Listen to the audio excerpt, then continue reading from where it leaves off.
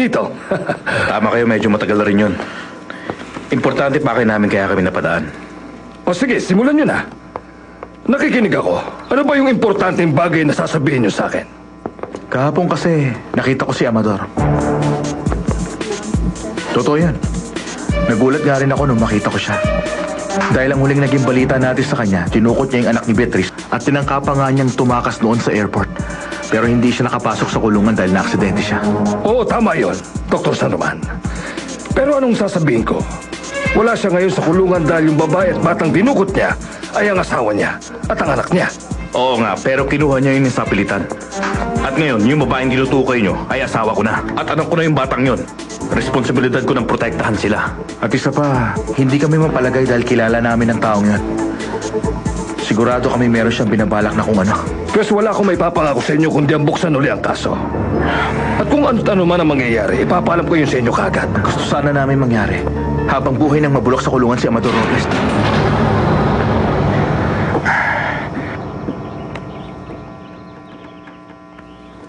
Anong may paglilingkod ko sa'yo, Iha? Humihingi po ako ng tawad sa kasalanan ko. Father, ang paghihigante, hindi yun mabuti. Wala yung idudulot ng maganda, hindi ba? Oo, totoo yan, Iha. Nilalaso ng paghihigante ang kaluluwa. Yun ang dahilan kaya ako naririto, Father. Dahil nakagawa ko ng pagkakamali at pinagsisisihan ko na po yun. Sige lang, Iha. Sabihin mo sa akin. Isa po akong malaking sinungaling. Naging masama po ako kay Marichuy. Ah! Marichuy!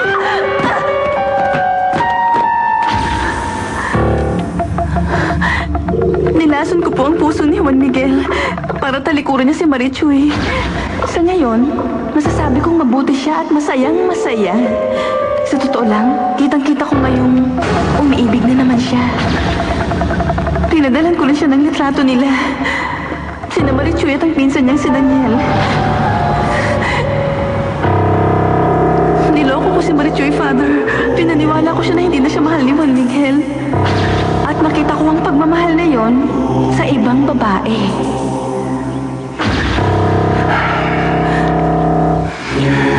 Ang dami ko pong nagawang masama.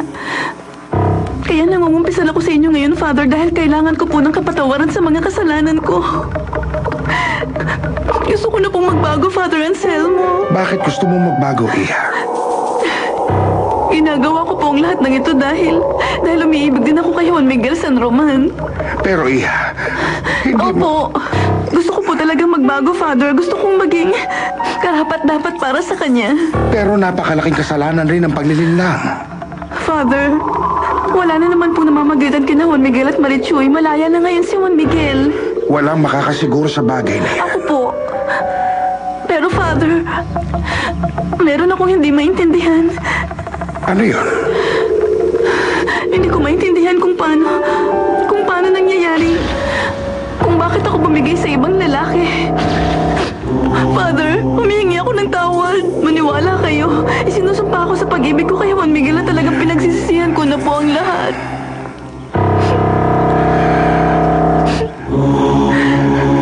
Para mabura ang mga kasalanan mo, kailangan lapitan mo yung mga taong nagawan mo ng mali at humingi ka ng tawad. Kausapin mo sila at sabihin mo sa kanila ang totoo. Hindi ko magagawa yun. Paano niya nasabi yun, Father? Magagalit sa akin si Juan Miguel. Ana Julia, yun ang kabayaran sa ginawa mong pagkakamali. Hindi niyo pwedeng ipagawa sa akin yan. Naiintindihan ko na. Hindi niyo ako matutulungan, Father. Hindi pala ako dapat pumunta rito dahil hindi kayo dapat paniwalaan.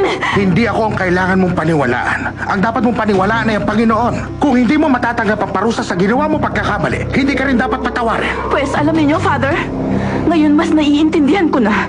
Pumunta ako rito para humingi ng tulong sa simbahan pero pinagkait ninyo yon. Gusto kitang tulungan pero para matulungan kita. Hindi, tama na! Hindi ko na kailangan ng kapatawaran mo o ng Diyos o ng kahit sino man. Hindi ka dapat mawala ng respeto, lalo na sa tahanan ng Diyos. Ay, naku, ewan ko sa'yo! Ay, Panginoon ko. Napakahirap naman ng kalagayan kong ito. Hindi ako pwede magsalita ng kahit ano, kahit alam ko pa ang totoo. Dahil kahit masama si Ana Julia, hindi pwede makalabas ang kinumpisal niya sa akin ngayon. lumayo ka na sa pamilya namin. At sa oras na nilabag mo, sinabi kong yon, pagbabayaran mo yon sa legal na paraan. Sa wakas nakita rin tayong dalawa, Mr. Robles. Ano pong nangyayari?